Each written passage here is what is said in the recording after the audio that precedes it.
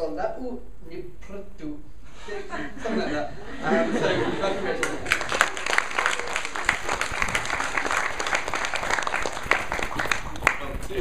I should say, hello my friends. On a random side note that I think is a good way to start, the Palulukan, which is the giant cat thing in Avatar. Has anyone here not seen Avatar? Okay, well, I'm sorry. Right, well, I won't not only talk about that, but anyway, there's a giant cat thing, and it's called the Palulukan. And in the text, it's called Dry Mouth, Bringer of Fear. No one ever figured out what that meant, but I have a very dry mouth. Right, so not be Dothraki or Llárriésh. These are three languages. Conlangs, they're made up languages, completely made up, off the scratch. They're not, we don't have long communities of speakers. Much as we would like Pandora in Avatar to exist and Navi to actually exist, and me actually to be one of them, possibly Jake Sully instead of Kit Materia. And anyway, as much as that would be nice, it's not true. These are made up.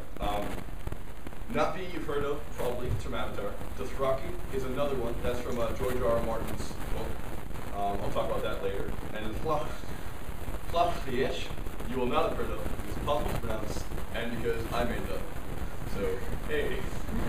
Awesome. Okay, so Taran is my name on Navi. Llárriésh is the name I chose in Dothraki.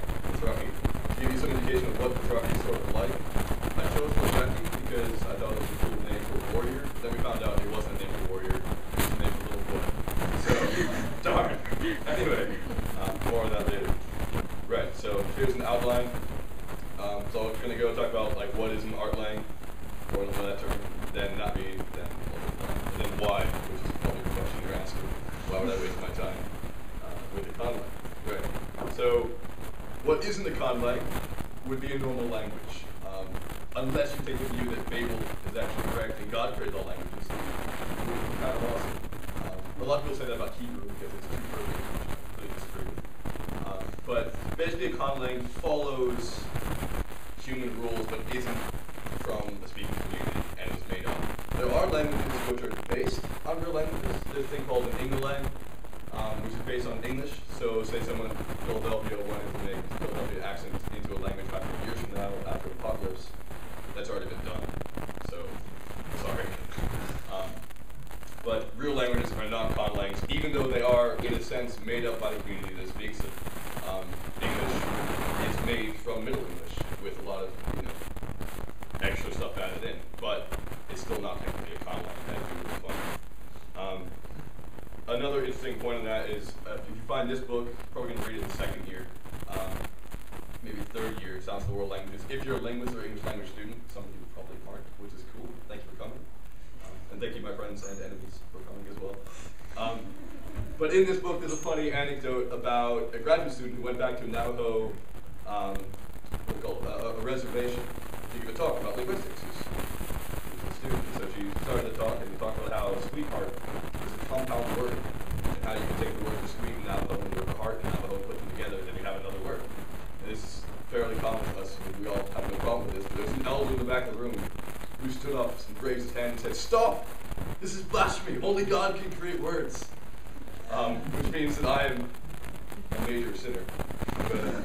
But I thought that was a good story. Another sort of thing which could be a conlang, which isn't a conlang, would be called restrictivist.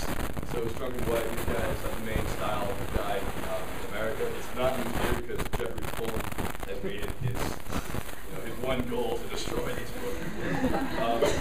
But the kind of people who say, prepositions are not sentences, not words to end sentences with, that's a rule which is made up, which doesn't actually reflect the language.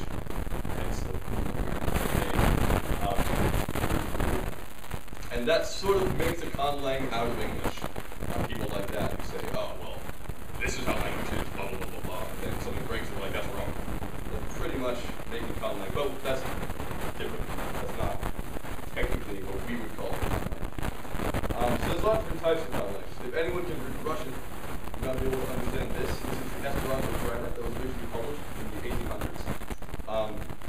Esperanto was one of the first aux slangs, so that comes from auxiliary language. And so there's a lot of people who think that it'd be a lot better off if we just had one language. To hell with Welsh, to hell with Chinese. I'm not of this view. There are people who are linguists who have this view. friend here a few years ago, Rory, who was a Baha'i. It's like a Muslim sect, sort of. It's a while ago, and they believe that we all have one language. And people try to do that. Esperanto has around 14 rules, very easy to learn if you know Czech or Spanish. There's like 100 to 1,000 speakers right now who are native speakers, which means their parents spoke it, and they grew up speaking this language. So it's an actual language in the world. There's whole Esperanto communities. I think numbering around 100,000 in South France, which is pretty sweet. And you can go all around the world to conventions and stuff for Esperanto.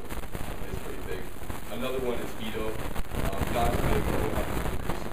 There's a lot of auxiliary languages.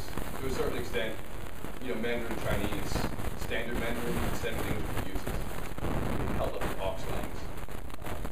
Also, I apologize, I speak very fast. If you miss anything, you thought it was really cool, which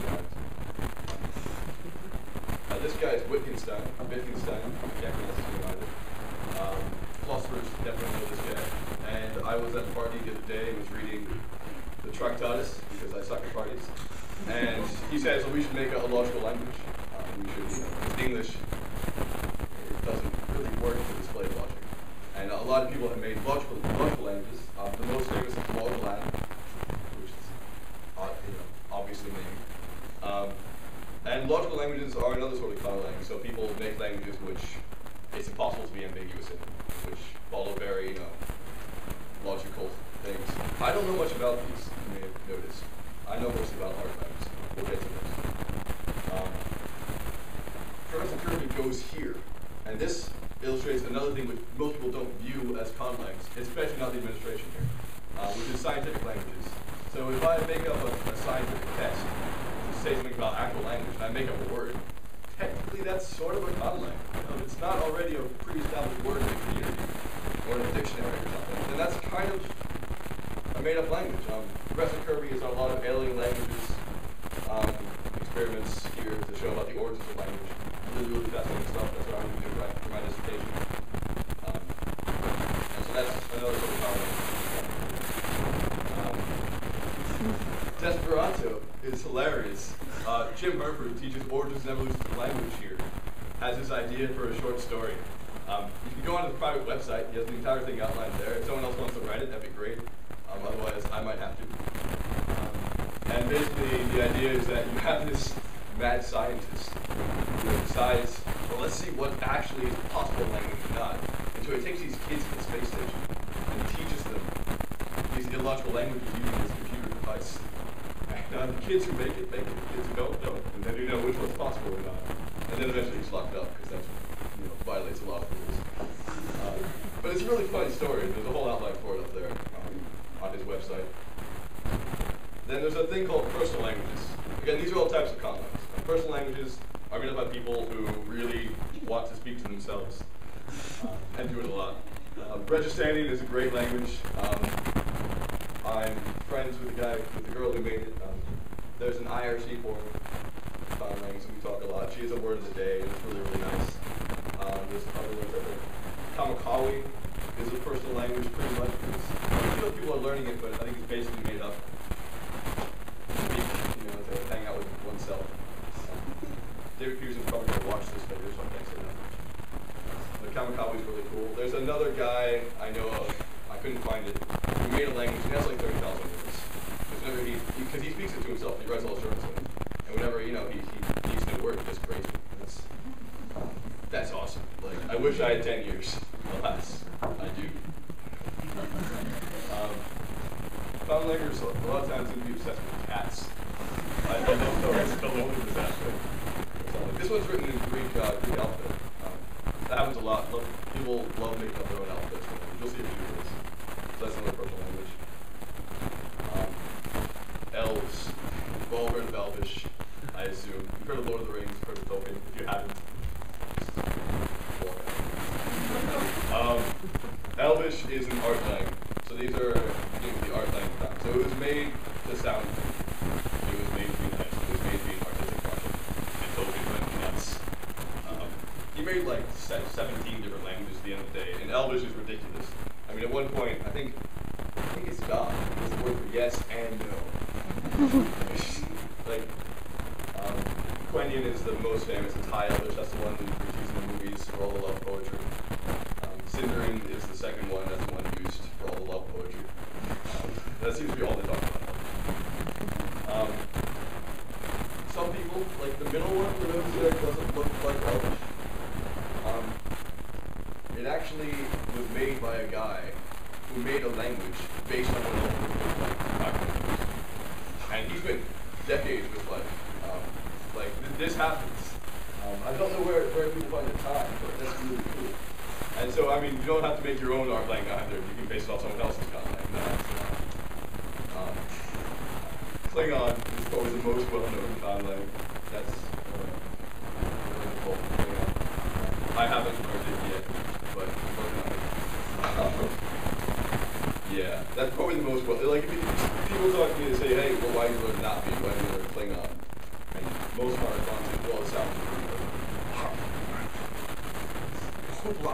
Is hello, I think.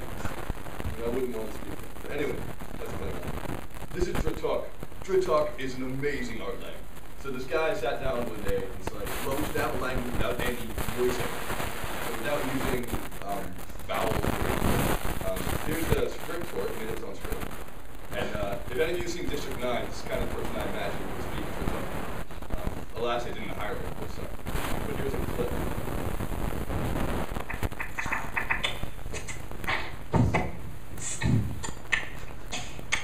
It goes on. I think that's incredible. And that's so cool. And that's actually like, that's a parsable language. Humans can learn that.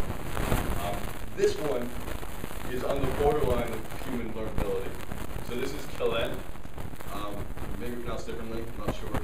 And basically, the woman, a few years ago, 20 years ago or so, sat down and said, well, why don't we create a language without verbs? And so there are no verbs. I don't know how it works. I haven't looked into it, but